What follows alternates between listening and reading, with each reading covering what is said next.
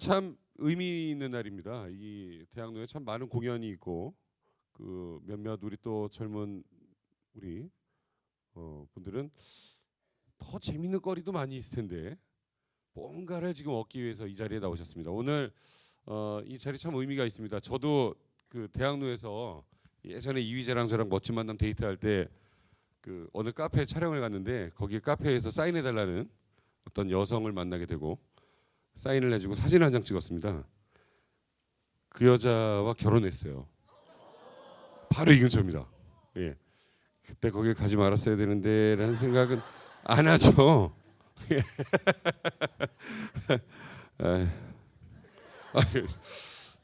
참 의미 있는 곳에 저도 이렇게 오게 됐습니다. 오늘 여러분들 만나 뵙게 돼서 너무너무 좋고요. 그 다른 것보다 이런 게 있어요. 이렇게 아담한 곳에서 하다 보면 사실 새우깡 먹는 소리도 들리는 곳입니다. 예. 그리고 뭐 이런 소리도 들리고 또 들리고 그럽니다. 그러니까 그야말로 진짜 소통하는 데 최고의 장소인 것 같습니다. 오늘 모쪼록 그 끝나는 시간까지 편안하게 뭐 중간에 화장실 가고 싶은 분은 너무 어려워하지 마시고 편하게 다녀오시기 바랍니다. 자, 오늘 국민대통합위원회가 주최하고 시대정신이 주관하는 오늘 이 공연이라고 하기에는 또 너무 일방적으로 보여드린 거니까 오늘 이 대화 만남 자리는 여러분들이 최고의 그 주빈이십니다. 우리 서로 박수 한번 보내드리죠. 예, 고맙습니다. 자, 그리고 오늘 이 자리를 또 만들어주는데 굉장히 많은 노력을 하고 계신 분을 소개를 해드리겠습니다. 정말 뭐 대한민국 곳곳을 누비면서 뭐 지역 간 또 세대 간 이 많은 갈등들 이 없애기 위해서 노력하시는 분을 모셨습니다.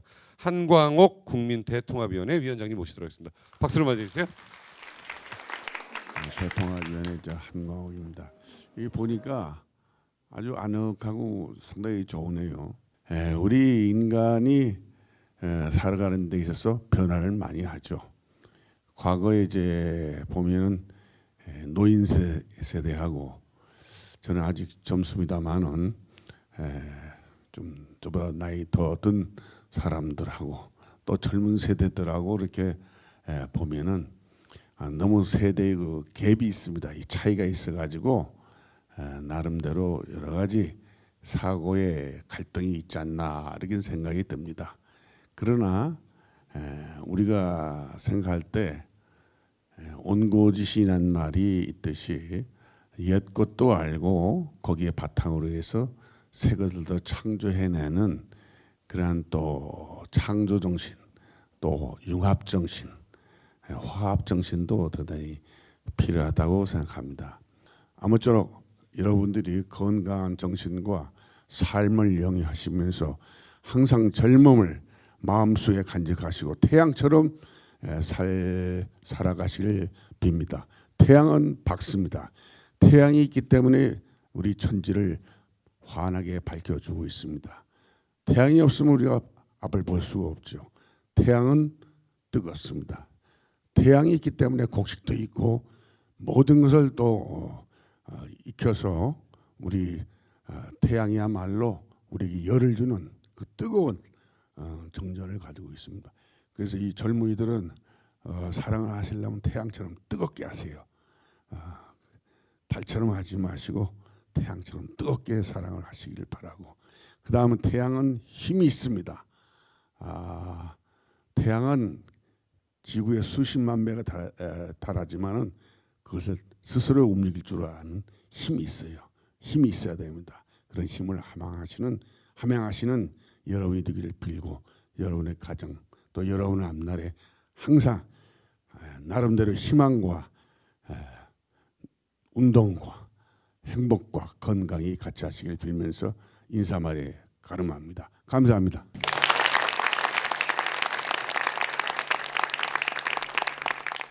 좋습니다. 표정도 밝으시고 오늘 뭐 이 자리 이제 지금부터 본격적으로 시작하도록 하겠습니다. 한국경제 논설 실장님이십니다. 논설 실장님이시고 정기조 TV 또 하고 계시고 명확하셔서 참 제가 존경하는 분입니다.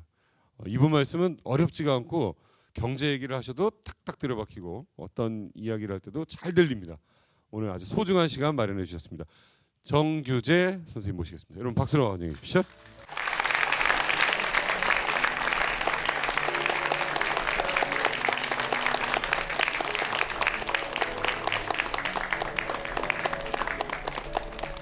식사들 하셨어요? 군대 갔다 왔어요? 갔다 오신 분 같네 보니까. 군대 갔다 오지 않은 대학교 1, 2학년 남학생들을 보면 기분이 어때요? 자식들. 요즘 애들은 버릇이 없어. 그죠? 그 다음에도 군대 갔다 온 것 같습니다. 그 다음에도 군대 안 갔다 오셨죠? 군대 갔다 온 남학생들이 복학해서 1, 2학년들을 쳐다보면 대표적으로 하는 말이 요즘 애들은 버릇이 없어. 그렇게 얘기합니다. 만일에 그런 속도로 요즘 애들이 버릇이 없어졌다면 내가 여러분을 볼 때는 어떻게 했어요? 자식들 인간도 아니에요. 근데 그럴까요? 근데 왜 우리는 요즘 애들은 버릇이 없다는 생각을 계속 하고 있죠? 그렇게 애들이 시원찮아졌다면 일로 나와보세요. 여기 한번 써보세요. 이런 친구들하고 저하고 직장에 면접 보러 같이 갔다면 제가 되겠습니까? 이렇게 좋은 젊은이들이 요즘 굉장히 많습니다. 그런데 요즘 어린애들이 계속 나빠졌다면 이런 친구들이 생겼겠어요? 안 생겨요.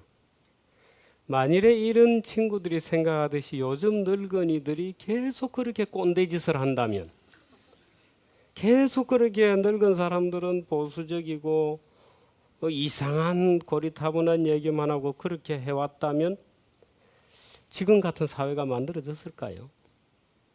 맞습니다. 안 만들어져요. 근데 인간은 그렇게 생각해요. 이상하죠? 어른들은 이렇게 얘기합니다. 우리가 어릴 때는 또는 옛날에는 가난했지만 인정머리가 있었어. 가난했지만 사람들은 도덕적이고 착하고 훌륭했어. 거짓말입니다. 완전히 새빨간 거짓말입니다. 예를 들어서 흥부와 놀부전을 보세요. 놀부가 형 대신 가서 곤장을 맞고 배가 고파서 형수한테 밥 얻으러 갔는데 형수가 밥 줬나요? 우리가 잘 알잖아요. 주걱을 가지고 양빵을 갈겼댔어요. 형제간에 우애가 있었나요? 없었습니다. 가난하고 생활이 불편한데 형제간에 우애가 있기 어려웠어요. 요즘은 직장 구하기가 정말 어렵다. 요즘만 그럴까요? 옛날에는 마치 직장이 굉장히 많았던 것처럼 얘기하는 멘토들은 전부 가짜들입니다. 그런데 왜 우리는 늘 그런 착각을 하죠? 예를 들어서 옛날에 우리가 흔히 얘기하는 광부들이 뭐 독일에 일하러 가고 간호사들이 교육을 받아서 독일에 일하러 가고 했다고 하던 그 시절에 독일까지 가서 몇천 킬로 밑에, 몇천 메다 밑에 있는 광맥, 그 광구 속에 들어가서 정말 먼지를 마셔가면서 일을 하겠다고 지원한 사람들이 200대 1이었거든요. 전부 대졸자들이었어요. 대졸자들이 직장 가지기 쉬웠나요? 아닙니다. 근데 사람들은 끊임없이 옛날에는 괜찮았는데 지금 여러분들이 힘들다고 말도 안 되는 위로를 하는 거예요. 사실은 그 어른에게 문제가 있죠. 그렇게 얘기하는 멘토는 가짜들입니다. 인간의 삶은 언제나 고단하고 인간의 삶은 언제나 많은 문제에 직면하고 그 문제들을 해결해 나가는 것이 우리의 삶일 뿐이지 무슨 뭐 옛날에는 낙원이 있었고 옛날에 낙원이 있었다고 생각하는 것은 마르크스죠. 옛날에 낙원이 있었는데 사회재산 제도가 생겨서 빌어먹을 계급 갈등이 생기고 뭐 자본주의의 숱한 모순 속에 살다가 공산주의로 복락하게 될 거다라고 거짓말하는 것은 마르크스죠. 그 옛날에 낙원이 존재하지 않았어요. 그런데 소통이 안 되는 이유 중에 하나가 우리의 잘못된 지식인 경우들이 굉장히 많아요. 옛날에는 취업률이 높았는데 지금은 취업률이 낮다? 아니에요. 별로 안 그래. 옛날에도 살기 어려웠고 그러나 조금씩 좋아졌고 옛날에는 가난했지만 지금은 조금씩 살기가 좋아졌고 그래서 이제 조금 우리도 마음이 편해져서 웬만하면 가슴도 좀 열게 됐고 개방적으로 바뀌었고 한국인들도 이제는 좀 세계적인 레벨에서 생각할 수 있는 여유가 생겼고 드디어 우리 세대 무슨 박인비다 김연아다 뭐 이런 친구들이 이제 나오기 시작하는 거예요. 세계에서 자기 마음대로 활동하는. 그럼 우리는 그것을 그대로 평가를 잘 해줘야 되거든. 근데 잘 평가하려고 하지 않아요. 오히려 어른들이 다니면서 부추기죠. 대표적인 잘못된 멘토 중에 하나가 모든 문제의 원인을 남에게 뒤집어 씌우는 거예요. 모든 문제의 원인을 다른 사람에게 사회 덕분에 사회 때문에 네가 지금 괴로운 거야라고 얘기하는 사람들.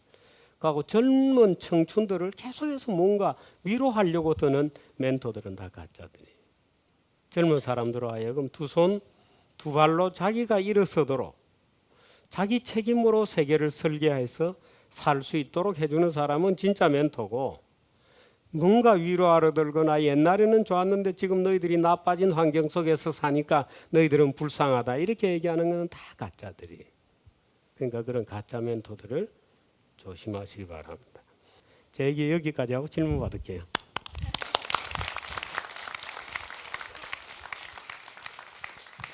오늘 생각보다 좀 저 편해지셨죠?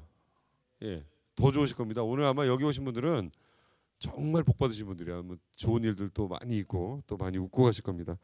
자, 다음은요. 그 우리 사회의 갈등을 해결하고자 정말 많은 현장을 이렇게 누비고 계신 분을 모시겠습니다. 그 국민대통합위원회 위원이자 한국사회갈등해소센터 공동대표이신 법등 스님을 모시도록 하겠습니다. 여러분 큰 박수로 맞이해주십시오.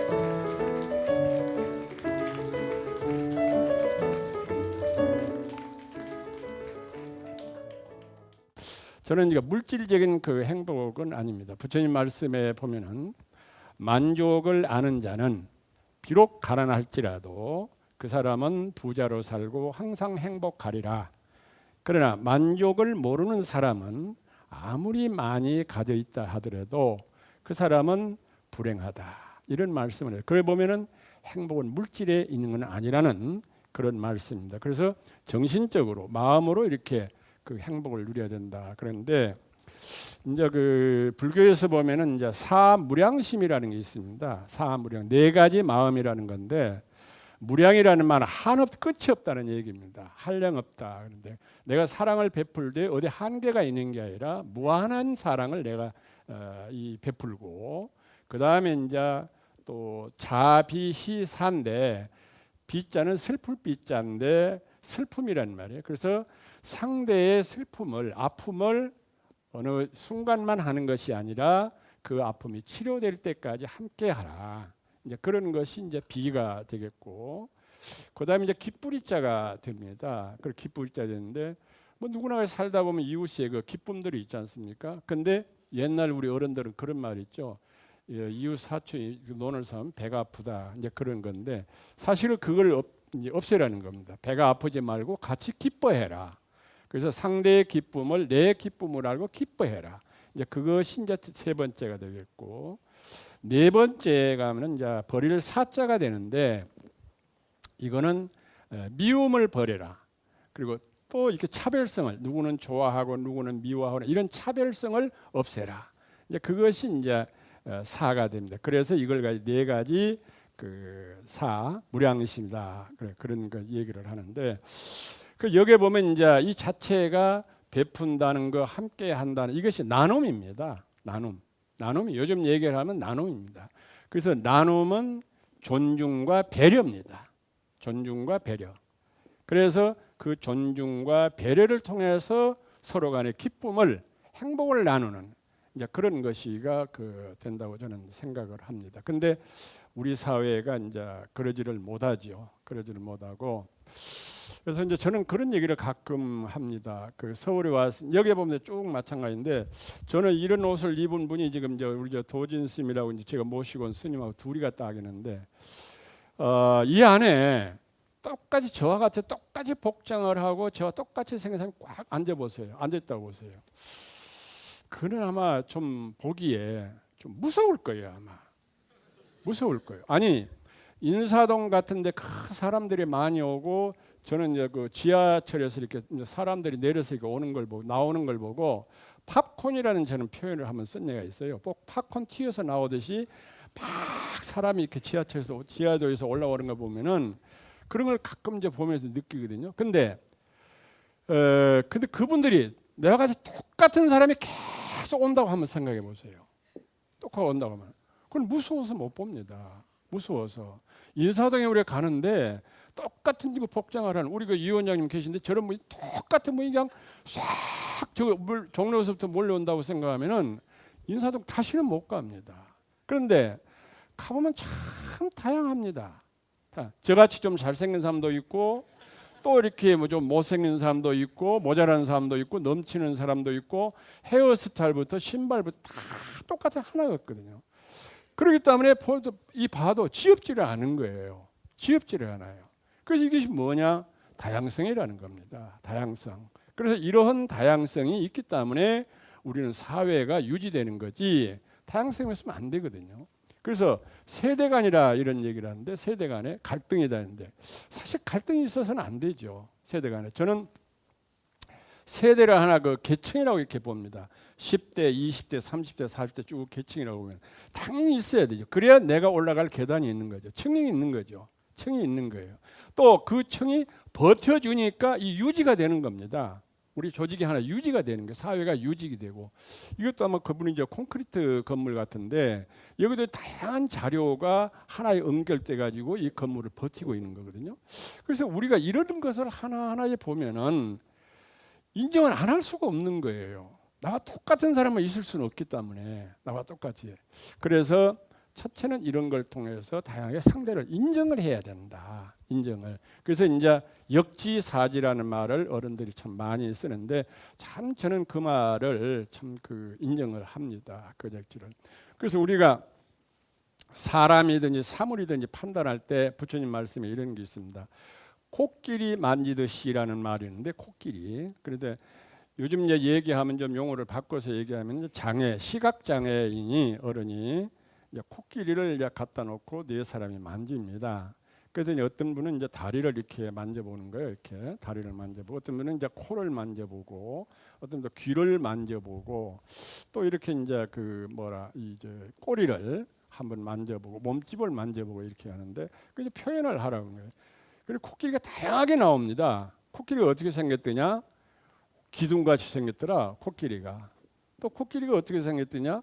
코끼리는 부채같이 이렇게 생겼더라. 부채. 이렇게 내가 보니까 부채 이거같이 생겼더라.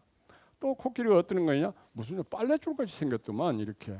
또 몸을 만져본 사람은 코끼리가 뭐냐? 아이고 큰 바위 같더만 이렇게 표현을 합니다. 이게 보입니다. 이걸 뭘 얘기하냐? 진짜 코끼리 실상을 모르는 거죠. 모르는 거죠. 그래서 우리가 세상을 살아가면서도 첫째 사람에 대해서는 내가 상대를 모릅니다. 부모라고 해서 다 압니까? 모르죠. 또 자녀라고 해서 부모가 다 압니까? 모릅니다. 모르놓고 내 잣대로 재버립니다. 내 잣대로 재버려요. 그래서 우리는 역지사지라는 말이 상대를 그렇게 알려고 노력을 좀 하자. 노력을 하자. 그런 얘기입니다. 노력을 하자. 그래서 아마 그런 것이 상대를 이해를 하게 되면 아마 이해할 것이 있을 겁니다.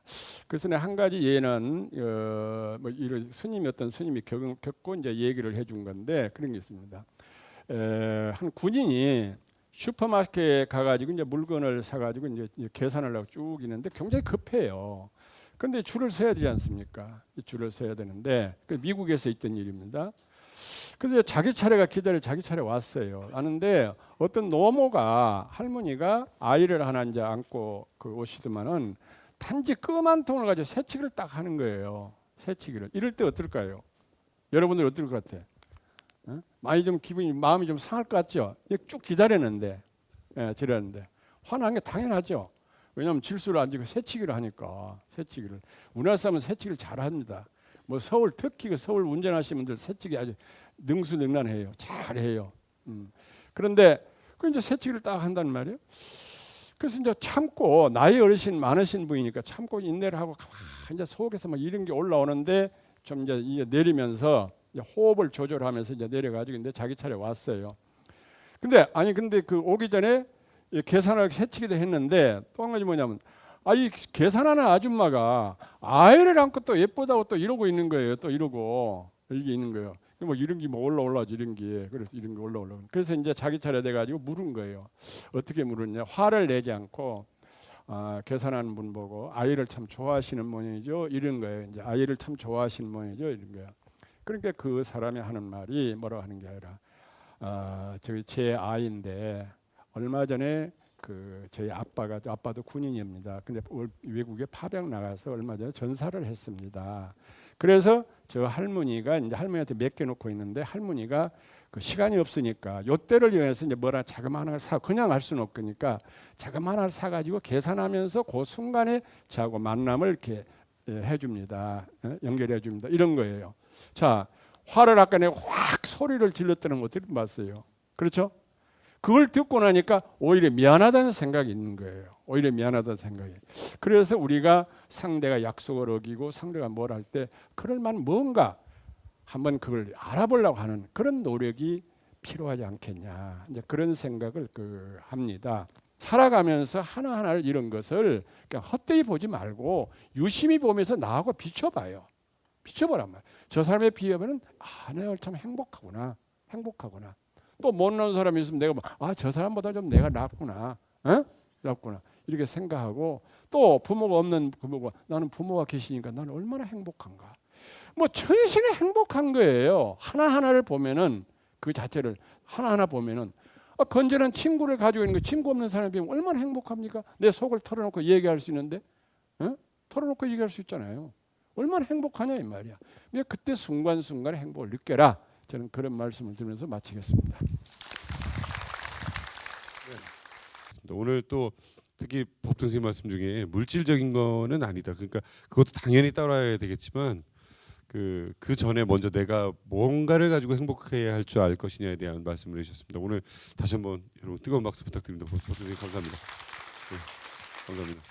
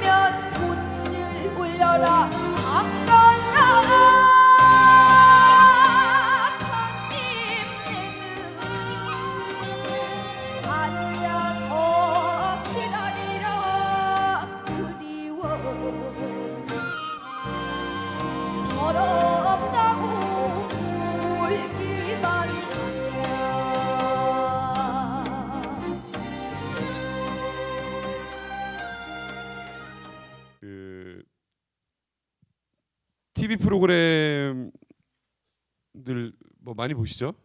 예, 뭐 무한도전도 보시고 해피투게더도 보시고 1박 2일도 보시고 이제 만나러 갑니다라고 해서 탈북하신 분들 나오시는 분들 그것도 보시고 많이들 보실 겁니다. 근데 그 중에서 참 묘한 프로그램이 있었죠.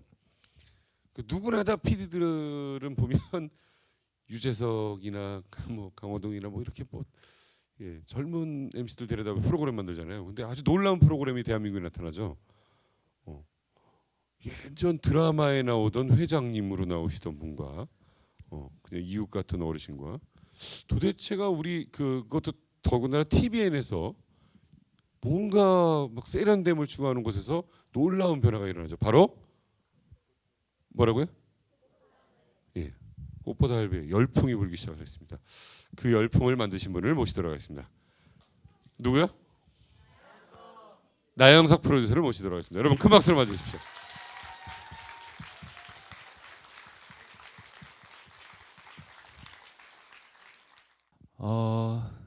제가 오늘 드리고 싶은 말씀은 그래서 뭐 복잡한 말씀보다는 저는 저희 할아버지들하고 여행 갔던 얘기를 잠깐 들려드리려고 해요.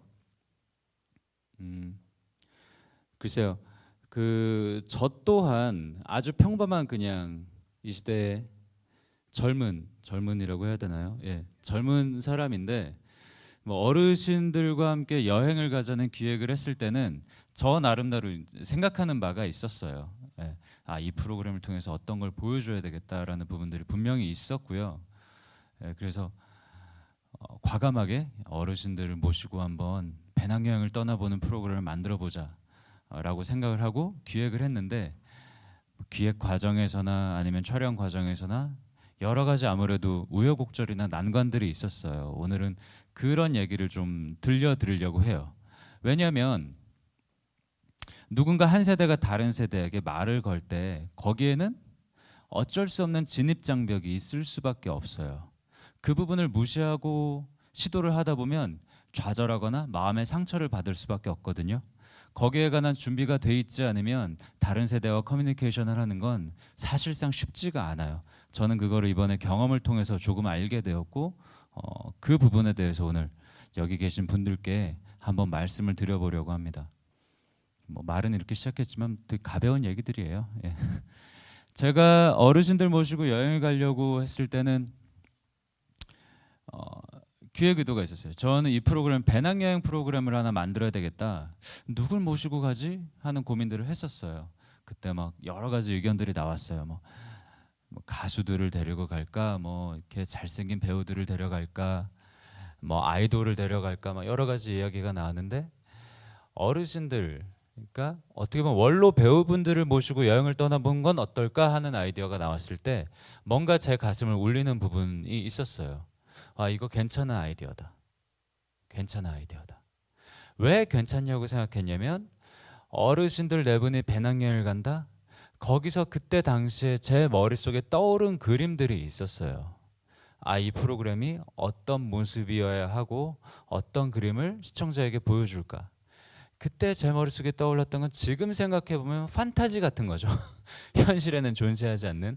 그러나 그때 제가 머릿속에 떠올렸던 건 어르신 네 분이 정말 젊은 친구들처럼 배낭을 메고 지도를 한 손에 들고 여길까 저길까 고민해보고 찾아보고 그리고 옆에 여행 오는 외국인들에게 잘 통하지 않는 더듬거리는 영어로 말을 걸고 길을 묻고 또 거기에 간신히 찾아갔을 때 여느 젊은 대학생들이 배낭여행을 했을 때와 똑같이 무언가를 보고 환호하고 기뻐하고 감동하고 그리고 이렇게 늦게나마 이런 곳에 오기를 참 잘했다라고 서로 등을 두드려주고 이런 모습들 뭔가 애써서 힘내서 비록 나이는 많지만 내가 젊은 사람들처럼 한번 이렇게 길도 찾아가 보고 경험해보고 거기서 오는 감동을 시청자에게 전하고 이런 그림들을 보여주면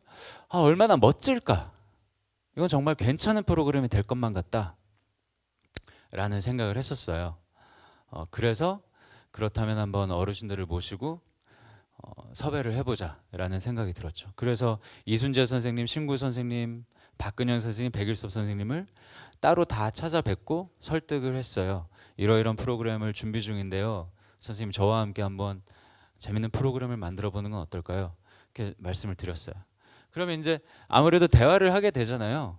그래 뭐 자네는 어떤 프로그램을 만들었는데 뭐 이거 뭘 하려고 하는데 뭐 이런저런 대화들을 하는데 첫 미팅이 지금도 기억나요. 이순재 선생님과의 미팅이었어요. 한 3시간 정도 대화를 나눴던 것 같아요. 3시간 중에 프로그램 설명은 제가 한 10분 정도 했던 것 같고 2시간 50분은 이순재 선생님 혼자 그냥 말씀을 하셨어요.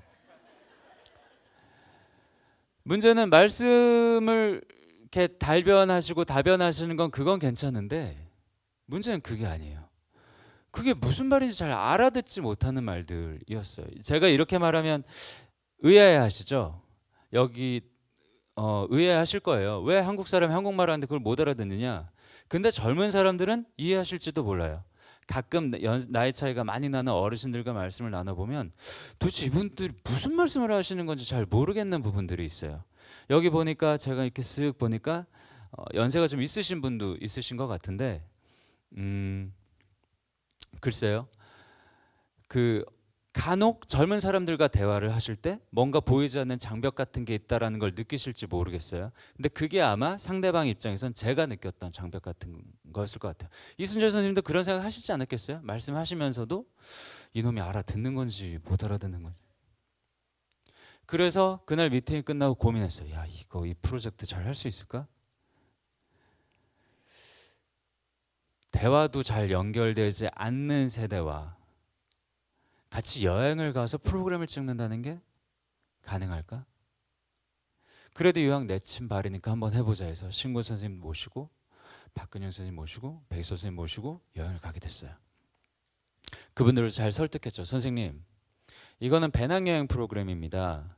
선생님처럼 연세가 있으신 분들이 과감하게 젊은 친구들이 여행을 하는 이 배낭여행이라는 방식에 도전해서 멋지게 한번 보여주는 게 그게 젊은 사람들이 보기에도 얼마나 어르신 세대에 대해서 야 정말 멋지구나라고 생각할 수 있고 또 연세가 있으신 분들이 어르신들을 봤을 때 나도 할 수 있겠구나 자신감 느낄 수 있지 않겠습니까? 우리 그런 프로그램 한번 만들어 봐요 선생님 하고 모시고 갔죠. 그래서 그거에 대한 상상은 첫날 깨지게 되죠. 백일선 선생님이 짐이 무겁다고 짐 가방을 꺼내서 장조림통을 발로 찼을 때 그때가 파리의 어느 지하철역이었는데 이 프로그램은 과연 어디로 가고 있는가라는 생각을 저는 그때 했어요. 왜냐하면 제가 생각했을 때 무겁지만 한번 들어보고 해보고 힘들었지만 그래도 내가 젊은 때만큼은 아니지만 그래도 우리도 할 수 있어. 무거우면 같이 들어주고 이런 모습 생각했거든요. 이순재 선생님 벌써 저 앞에 가고 안 계세요. 백일 선생님 혼자 낑낑거리다가 이거 무거워 이거 젊은 애들이 나지 왜 이걸 내가 왜 해야 돼? 발로 차셨어요. 그때 망했다 생각했어요. 망했다. 이 프로그램 망했다. 내 생각하고 너무 다르다. 이분들도 알고 보니까 그냥 평범한 흔히 우리가 얘기하는 꽉 막힌 그냥 어르신들일 수도 있겠다 생각했어요. 일정 부분 그 말은 그 판단은 맞기도 하고 틀리기도 해요. 여러분 나와 다른 세대의 사람은 나와 다를 수밖에 없어요.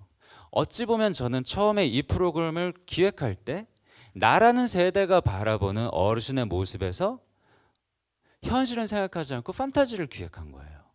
현실은 다를 수 있다는 거예요. 제가 아까 말씀드렸죠. 보이지 않는 장벽이 있다고. 그리고 거기를 통과할 정도의 기회비용을 치르지 않으면 핵심으로 다가가기 어려워요. 저는 섭외할 때 이순재 선생님과의 대화를 통해서 그런 단절감을 느꼈고 또 여행 첫날 백일서 선생님이 장조림을 찰 때 야 이거 내가 생각한 거랑 너무 다른데? 라는 생각을 했어요. 그때 고민했어요. 이거 어떡하지? 열흘 일정인데 한 5일만 찍고 귀국할까? 여러 가지 고민들을 했던 것 같아요.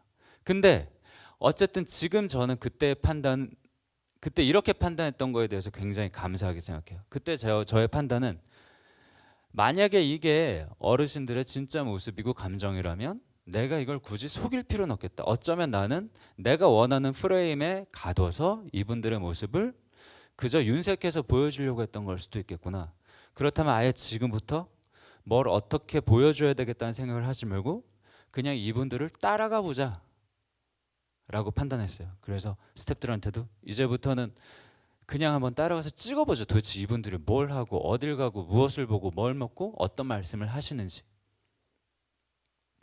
그렇게 내 눈앞에 있는 프레임을 걷어내고 내 눈앞에 편견을 지우고 그 안에 들어갔더니 그때부턴 진짜 그분들의 세상이 제 눈에 보이기 시작했어요.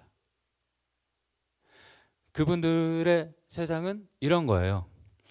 연세 오래 사셨어요. 오래 사셨기 때문에 예를 들면 이런 식이죠. 에펠탑을 가요. 프랑스 에펠탑 처음 와보셨대요. 그럼 우리 젊은 애들 같으면 난리 나요. 와, 셀카 찍고 막 환호성 지르고. 에펠탑을 딱 보시더니 제가 당황했죠. 선생님 예능 프로그램인데 이거 기분이 혹시 안 좋으세요? 좋은데? 그게 그분들의 표현법이에요. 그게 그분들의 표현법이에요.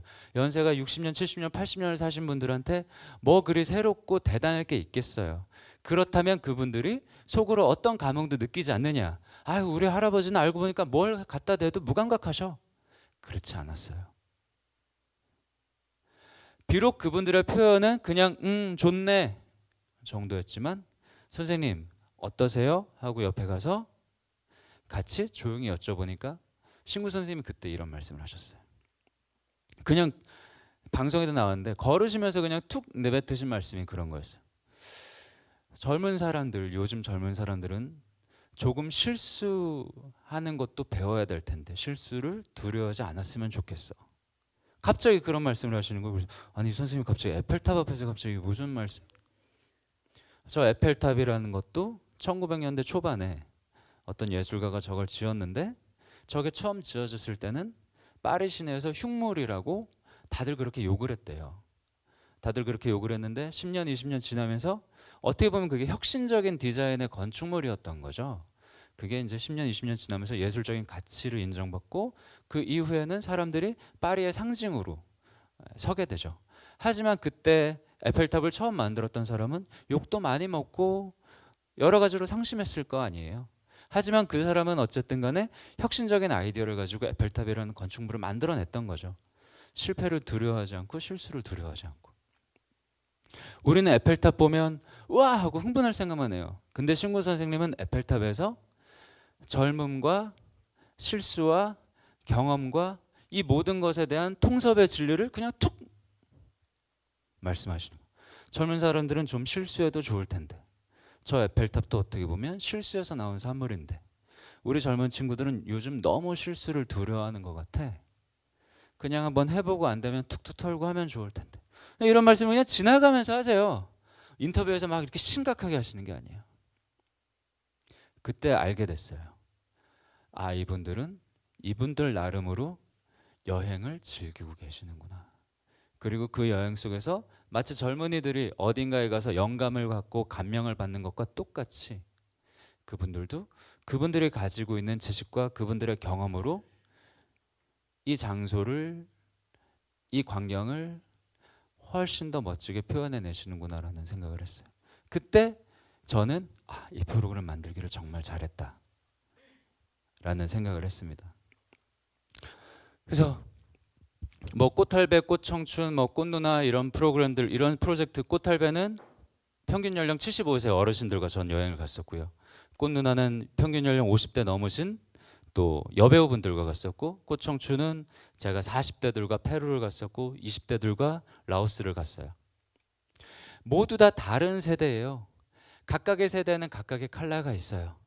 하지만 누군가, 저는 이 4명의 여행 중에 40대 페루 편 여행이 제일 재밌었어요. 왠지 아세요? 저랑 세대가 같거든요. 그러니까 저는 그게 일이라고 생각되지 않았어요. 그렇지만 사실 솔직히 얘기하면 특별할 것도 없었어요. 제가 맨날 하는 고민과 제가 맨날 하는 행동들을 그들이 똑같이 하고 있었으니까. 그런 거는 재미있지만 저한테 어떻게 보면 큰 도움이 되지는 않을 수도 있어요. 내가 뭔가 진보하고 발전하고 싶다면 다른 세대의 문을 두드려 보세요.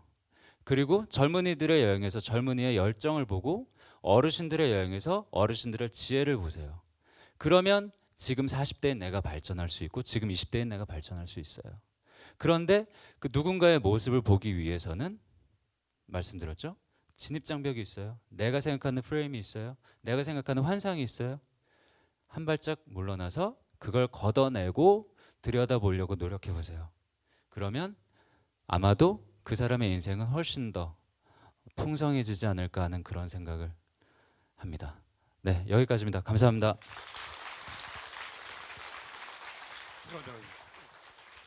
네, 오늘 여러분들 귀한 시간을 내주셨습니다. 여러분들 오늘 이렇게 받으신 거 기왕이면 좀 본인 걸로 만드셔서 잘 활용하시고 또 주변 이들에게 좀 많이 좀 나눠주십시오. 그래서 이게 썸앤쌈이라고 했는데 혹시 이해 못하시는 분들 계실 겁니다. 아마 여기 썸 탄다는 표현들 써요. 이렇게 공감하고 뭐 통하는 사람들끼리 뭐 맞는다 그러고 그게 좀 안 되면 또 싸움 한다고도 됩니다. 이렇게 다툰다고. 이게 좀 요즘 말인데 일부러 좀 썼습니다. 다투지 않고 정말 소통하면서 막힘 없이 흘러가는 소통, 오해 없는 소통 계속해서 이루어지길 바라겠습니다. 감사합니다. 남인석이었습니다.